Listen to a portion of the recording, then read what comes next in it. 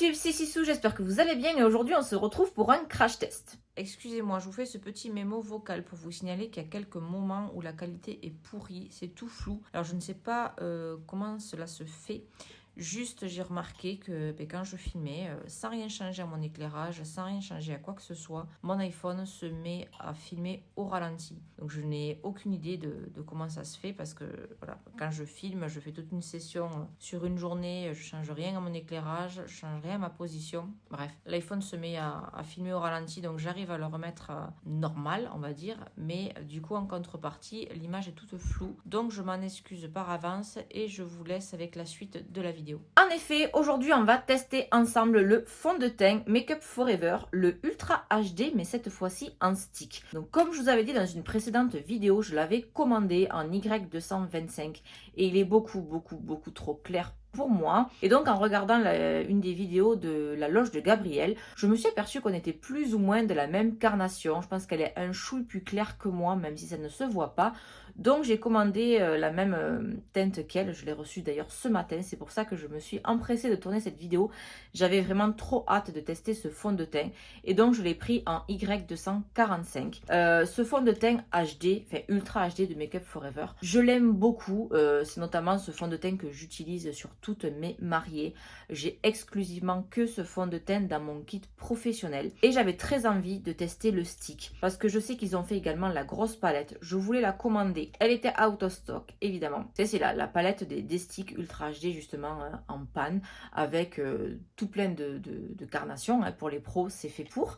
Parce que, justement, des fois, on n'a pas beaucoup de teintes, notamment métissées ou pour les peaux noires. Et du coup, ça permet, du coup, que ça soit crémeux, de pouvoir faire des mélanges. Et du coup, je vais vous lire le descriptif pour savoir qu'est-ce que promet ce fond de teint. Alors, ce fond de teint Ultra HD en stick, il est au prix de 40 €.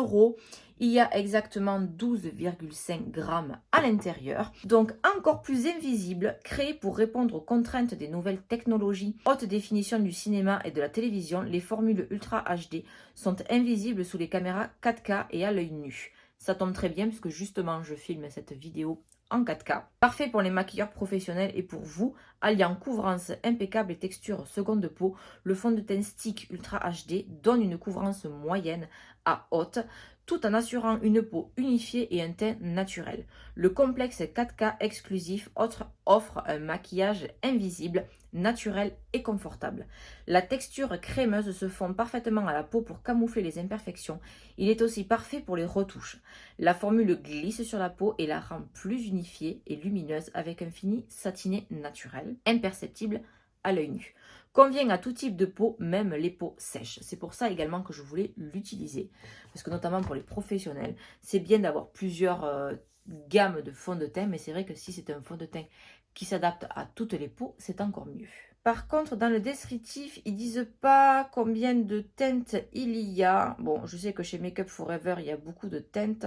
Mais ils ne disent pas 1, 2, 3, 4, 5, 6, 7, 8, 9, 10, 20, 21 teintes. Oui, c'est un peu juste parce que justement, j'essayais de comparer par rapport aux teintes que j'ai au Ultra HD fluide et justement, je n'arrivais pas à trouver ma teinte. Donc effectivement, il n'y a que 21 teintes en stick alors que pour le fluide, si je dis pas de bêtises, il y a 40 ou 50 teintes parce qu'ils ont sorti notamment des nouvelles teintes. Donc c'est vrai que c'est un peu juste, mais bon. Vous allez le voir dans la démo, comment il se comporte, est-ce que j'arrive bien à le travailler et on se retrouve juste après pour savoir ce que j'en pense. Allez, c'est parti. Donc je vais l'utiliser directement comme ceci. Je vais venir l'estomper avec ma Juno & Co. Bon, la teinte, on est bien. Bon, il se travaille relativement bien. Mais vous voyez, il faut quand même que j'étire pas mal la matière. Contrairement à un fond de teint fluide. Hein. Moi, j'ai l'habitude d'utiliser du fluide où vous faites juste comme ça. Là, il faut vraiment étirer la matière avec la Beauty Blender. Je pense qu'au pinceau, ça peut être pas mal aussi. Je suis un peu juste encore en couleur. Hein. Pour rappel, j'avais acheté d'abord la Y225 qui était alors beaucoup trop claire pour moi. Donc là, j'ai acheté la Y245. C'est encore un peu juste. Hein. Il va falloir venir réchauffer tout ça avec du bronzer. Bon, au niveau de la couvrance, c'est pas mal. Pour moi, je vais en rajouter un peu. Par contre, quand j'étire trop la matière, ça déplace la matière. Je vais prendre un petit miroir parce que le mien est un peu loin. Après, le résultat est très joli. ça ne me marque pas mes zones de sécheresse. Donc si vous le savez ou pas, moi en général ça marque à ce niveau-là, aux ailes du nez. Ici quelquefois, là je suis pas du tout marquée. Donc ce que je vais faire, c'est que je vais en remettre et cette fois-ci je vais utiliser un pinceau. Ça marche bien au pinceau aussi, ça s'étire plus facilement forcément. Bon, effectivement, il se travaille beaucoup mieux au pinceau. Alors, l'effet sur la peau est joli. Il y a quand même... c'est beaucoup moins couvrant qu'un fond de teint fluide, je trouve. Malgré les deux applications, on voit encore mes taches en transparence. Et je pense que si je rougis un peu, on verra mes rougeurs. Pour ma part, alors après, c'est à retester, bien sûr. En une application, on ne peut pas se faire... un avis définitif, mais je trouve qu'il me marque quand même les pores. Vous savez, ça fait cet effet quand on voit que le fond de teint est rentré dans les pores, ça fait plein de petits points. Ça me l'avait fait quand j'avais utilisé la base Milk, pas la Hydro Grip, je ne l'ai pas testé encore, mais la matifiante, là, la Blur, le Blur Stick. Ça m'avait fait bouger mon fond de teint, ça m'avait fait cet effet-là. Là, justement, j'ai pas mis de base pour avoir un rendu... comme je l'ai d'habitude. Et du coup, ouais, ça m'a fait cet effet de petits points qui rentrent dans la peau. Donc, je vais mettre mon anti-cerne, ma poudre, et on va voir l'effet que ça donne une fois que j'aurai mis tout ça. Là, j'utilise le Can't Stop Won't Stop en teinte Light Ivory de chez NYX. J'ai rarement du bol avec mes crash tests. Hein. Soit c'est une question de teinte, soit c'est une question de fini, soit les deux. Voilà, pour le coup, je suis blanche. Bon, j'ai mis l'anti-cerne uniquement sur mes cernes et je suis descendue un petit peu ici pour essayer de camoufler mes taches et mes rougeurs qu'on voyait encore en transparence. J'en ai pas mis sur ma zone de lumière parce que je suis déjà assez blanche comme ça. Donc, j'ai pas besoin d'en rajouter. Et maintenant, je vais venir poudrer. Pour poudrer mon teint, ça sera ma Fenty Lavender Chouchou pour mes zones de lumière. Donc, le dessous de mes yeux, ma zone T. Et pour le reste du visage, j'ai ressorti ma Translucent Powder de chez KVD Beauty, KVD Vegan Beauty, puisque que vous le saviez ou pas, Kat Von D a revendu sa marque. Et elle ne fait plus partie de cette marque. Donc, c'est pour ça qu'ils l'ont rebaptisé, pardon, je vais y arriver, KVD Vegan Beauty.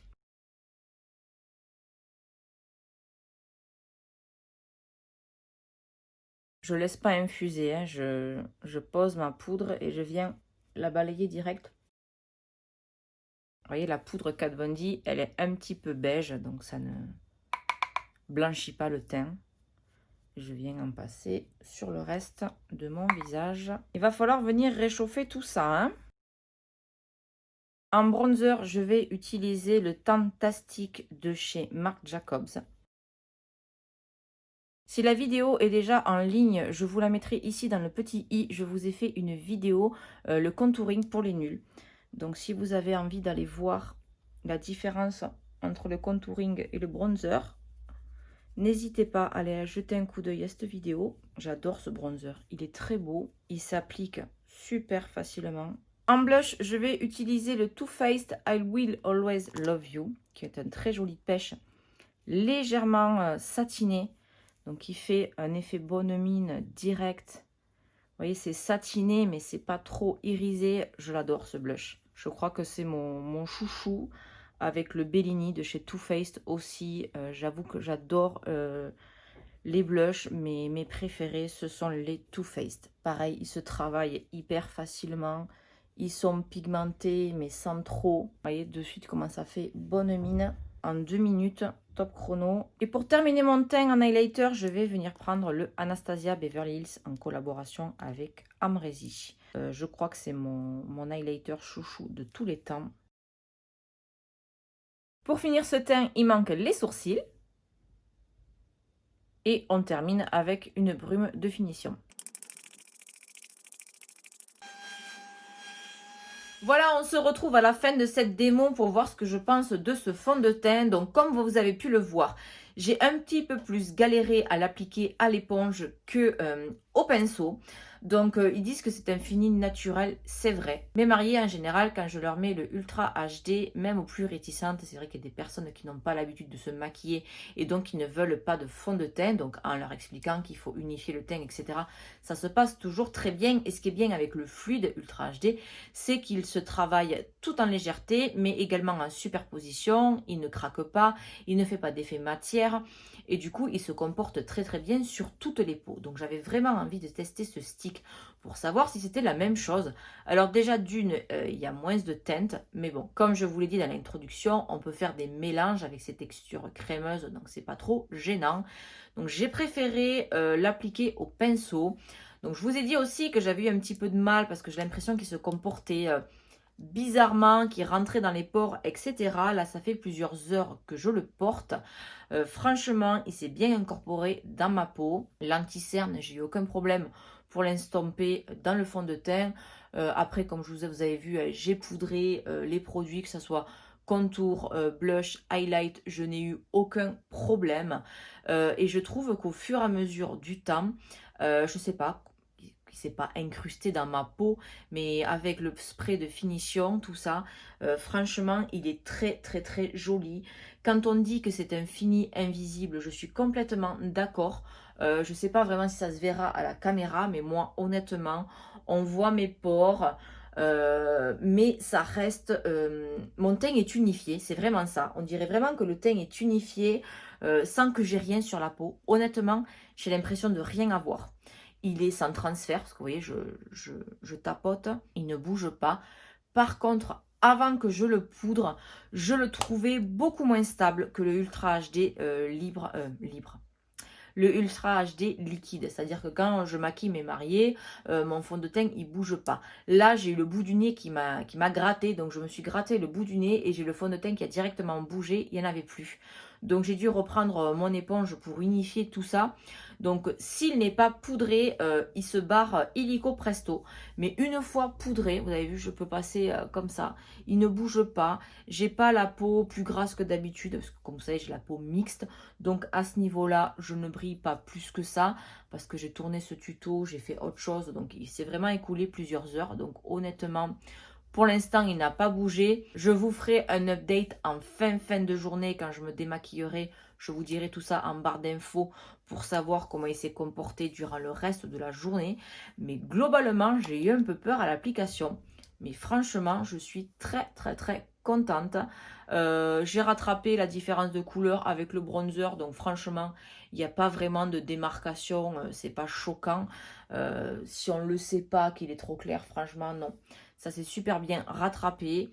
J'ai rien à dire. Franchement, il tient ses promesses. Juste un petit bémol dans la description. Ils disent couvrance moyenne à haute. Je ne suis pas d'accord. Je dirais peut-être couvrance moyenne plus.